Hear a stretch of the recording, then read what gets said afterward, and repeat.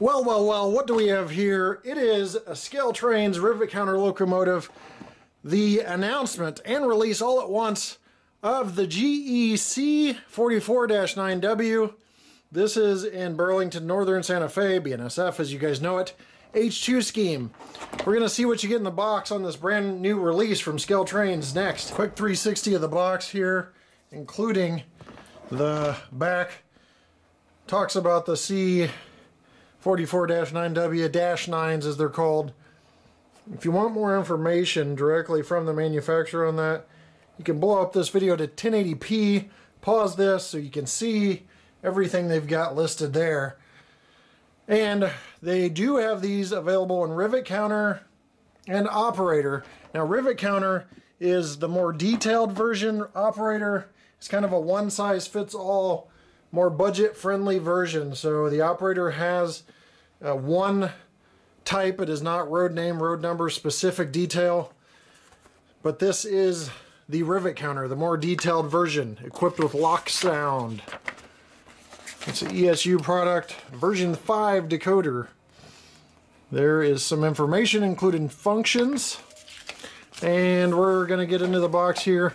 You guys are waiting to see this thing, see what it's all about. Pretty quick shipping from Scale Trains considering the order was just placed a couple days ago. And right there in the box you've got a Ziploc bag with some extra roller bearing caps. These locomotives feature roller bearing caps that actually rotate. This thing's in here pretty tight. I'll grab it from the bottom just to be safe. Scale Trains has taught me a lesson that you have these immobilizers for the trucks on the actual locomotive wheels, so make sure you take those off or that thing is probably going to go for a tip. We'll take these protectors of the handrails out. We do have plastic handrails on this, and we're going to zoom in, grab a little pointer and take a look. Alright, so all out of the box, ready to go. Just a little bit of history on these locomotives. They were put into service in 1999. This is the H2 scheme of BNSF. Not too long after the Burlington Northern Santa Fe merger, where they still had the older logo. You've got the H2 scheme, like I mentioned, which still runs today, and you can still find out there on the rails today. We'll start with the front, looking at the locomotive and zoom in so you can really see the detail as we talk about a lot of this detail. Starting on the nose, you've got LED lights, the cab door with a window, separately applied grabs, handrails are plastic, safety chain here, operating deck mounted LED ditch lights, the MU hose, accessory hoses, and brake line hose along with a metal coupler.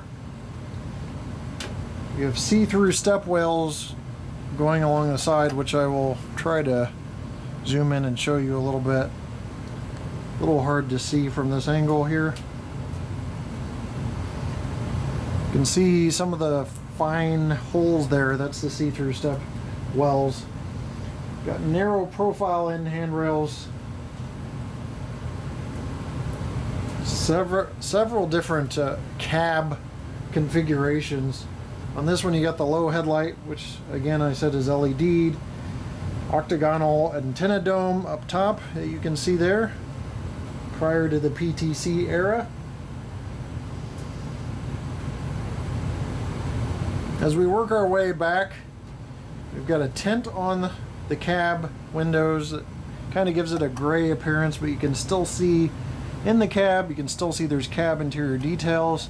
And speaking of interior details on the cab, as we go this way, you can see that there's a dash camera mounted inside. Really fine windshield wipers on the cab as well. Cab windows, sunshades, battery box doors on the side. We've even got a fan grate here that's nicely done. Handrails appear to be pretty well done and straight, nothing popping out of stanchions. None of the stanchions popping out, I should say. As we work our way across the roof, you see the Lost Wax Brass Nathan Air Chime K3 LAR2 horn, which is mounted there.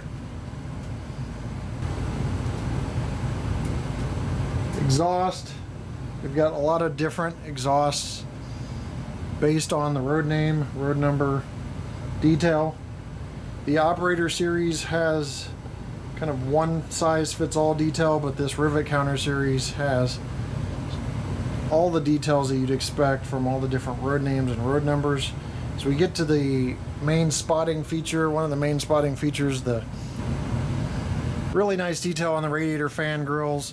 You can see through the fan grills. You've got the brake wheel here, and I'm going to just lift this up into some light so you can see the single fan housing, the see-through detail, and even some see-through detail on the bottom and all that grating to the left and right of the brake wheel. Now we're looking at the truck detail. You see truck brake chain detail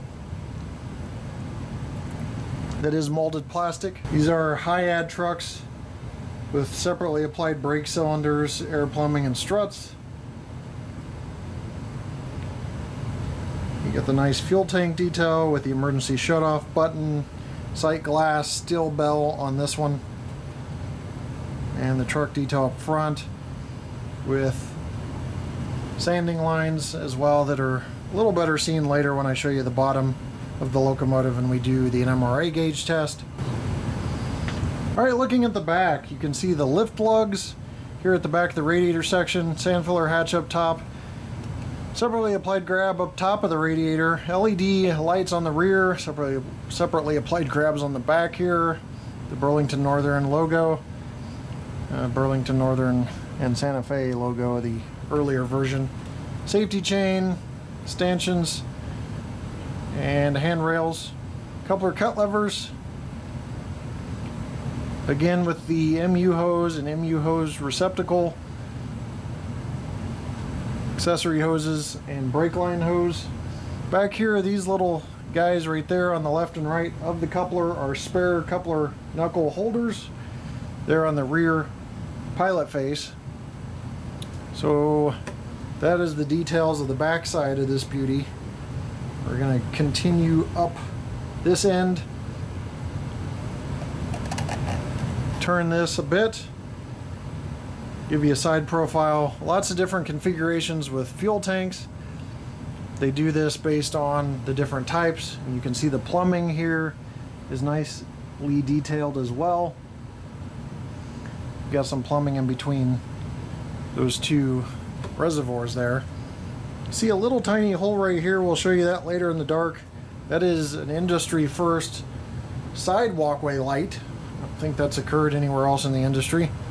Tons of warning labels and placards. Got the early FRA mandated reflective white striping along the side here. Got the -9 -44 CW written over here. Jacking pads. Really nice high-ad truck detail here on this end as well. Gets a little better profile of how there's a tint to the windows. It's kind of a grade tint, where you'd see like a frosted if you were in a bathroom. You had bathroom windows or something. That's what you get in this, even though it's a little hard to catch on camera. And more of the same detail we've already talked about on the front. There are a lot of different snowplow variations. Now that we're kind of back to looking at the snowplow, this includes this one, which has got the little snowplow windows, grab irons on the snowplow. We start this thing up. It has an ESU LOKSound version 5 decoder we talked about. It's got full throttle in that decoder. 2 cube type speakers. Hopefully we'll bring up good sound. We will check that here as we start it up with F8.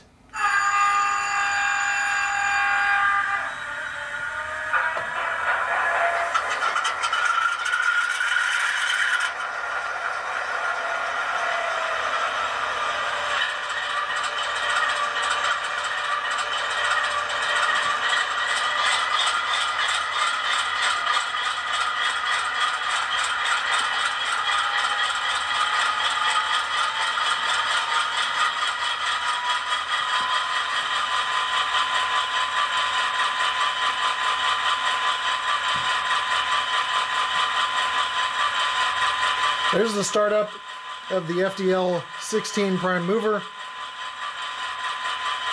Supposedly this ESU also has 2 super capacitors in it, so any track interruptions from power should coast right past that. We're going to use the manual to go through some sounds. So we'll start with F1. Well, we'll check F0, the headlight. Works fine. F1 is the bell.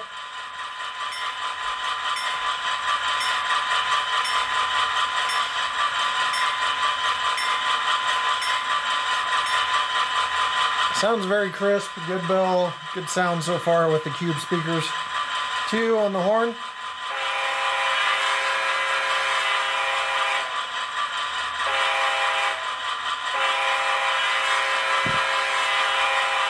Slightly playable with the length you hit F2. F3's coupler.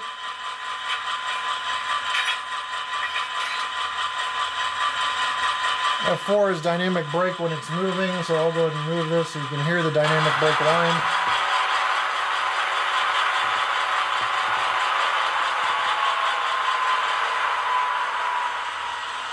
There's the dynamic brake line.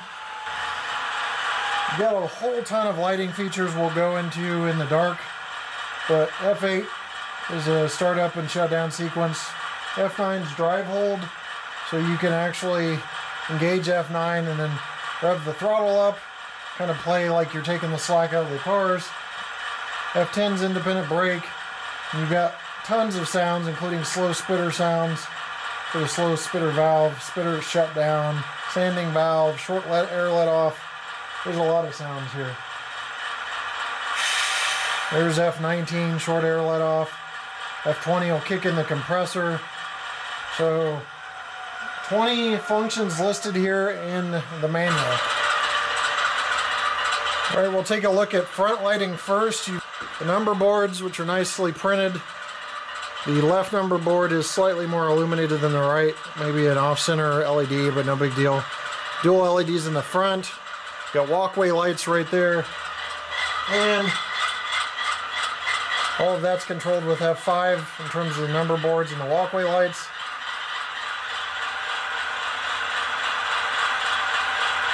F6 is ditch lights.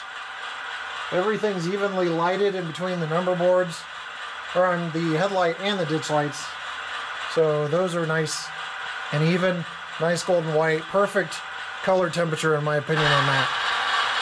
Now I flipped the locomotive around, which simultaneously tested the capacitors, which I was fumbling in the dark here in between takes by putting this back on the track, and the locomotive did not have a power interruption, so pretty good capacitors there.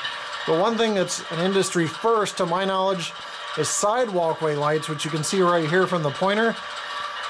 This is on this side of the locomotive only, probably correct for the prototype. And rear walkway lights. Now that has been done before in the front and rear together, but never the side. And then we'll just test the rear light. And this did not have rear ditch lights on the prototype, so that's correct, but the rear light is greatly lit as well. So nearly perfect on the lighting of this locomotive. Now I wanted to introduce some light back into the situation so you can see that side walkway light. It's there, and its primary purpose is to illuminate the stairs of the walkway for the crew, and that's where it's located on both the real pictures I'm seeing and on this model. So got a bit of an orange overload with this whole scene, but we'll go ahead and continue on with the review by taking a look at the slow speed control of this LOKSound version 5 decoder. I'm going to move it at 1 speed step out of 126 or 128. People say different things. Make sure this is on the track. I was putting it on the track in the dark. Okay, all wheels are on the track. That is 1 speed step.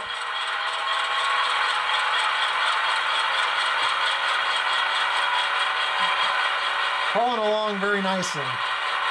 2.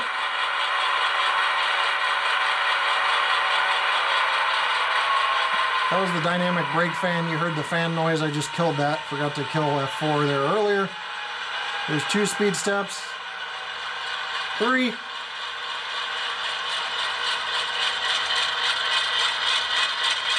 4,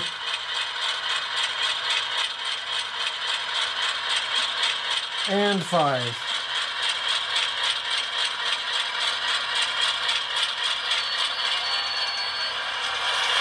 Crawling all the way, and you got the brake squeal there. Reverse, we'll check real quick.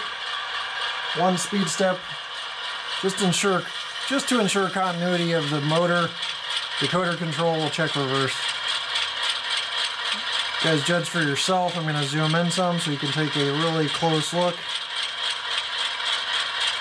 As it crawls by, you can check out all the detail.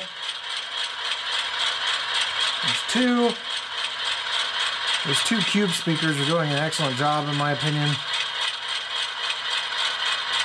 3,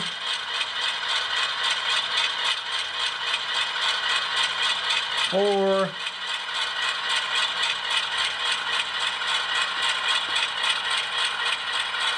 and there's the last speed step of 5. You can see it's very, very smooth operating. We'll go ahead and check pull test here in ounces.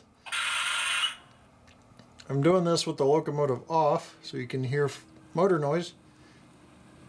We can check how bad the motor noise is. I think my hand is just in the way there. And I'm trying to work it out of the way. 4.5 and climbing. 4.7. 4.9. We'll get there eventually. We're slowly climbing. Now we're slipping. It looks like it peaked at 6.7 ounces. Trying to set up some contrast for the coupler height. Luckily the lines are almost working perfectly to aid in your visual. A little low on that end, maybe a lot of low depending on what you're seeing. I'm looking at this off of an angle here, so be the judge on that end. And on this end, as we square this up, appears low on that end as well, so slight coupler height, low coupler height on each end. Alright, we'll check wheels, see if they're engaged. As you get a glance of the bottom here, single screw for the truck, or for the fuel tank. And everything seems to be engaged. You can see the sanding lines there off the front and rear of the locomotive. A little bit of glare going on, but I'll read this to you in case you can't see it. This locomotive weighs an astounding 1 pound, 6.7 ounces. It's 22.7 ounces, 645 grams, 0.645 kilograms. So almost a pound and a half there. And the scale adjusted just a slight bit down, but you get the point. So very robust locomotive, which is why we have a pull test of 6.7 ounces, which, by the way, is over 90 regular sized HO freight cars. So a beast of a puller, which Scale Trains is getting the name for. Their pulling power is becoming well known for their pulling power on these locomotives. Well, that's going to wrap up the review of the Scale Trains GE C40-9W. Lots of schemes either announced or coming out. Lots of road name, road number variations. This is the industry's first accurate -9, people are telling me. So pretty cool that it is such a beast. My final thoughts are it's done really well in the review process. Nothing to really ding it for. Some uneven number board lighting, but that's very, very slight and very hard to see, and you have to be looking at it very, very closely up front. I'm studying the locomotive a little closer here, still not seeing any issues with it, so very solid locomotive. Pull test insane, being able to pull over 90 cars by itself, at least according to the pull test gauge. The only other ding I could really find was a little slightly low on the couplers, which is something you see very often in our reviews here. So overall, great locomotive. I think it's time to run this. Let you see what it looks like. We'll see if it can pull a whole string of Scale Trains hoppers by itself, BNSF hoppers, And we'll see you next time right here on my channel. Take care.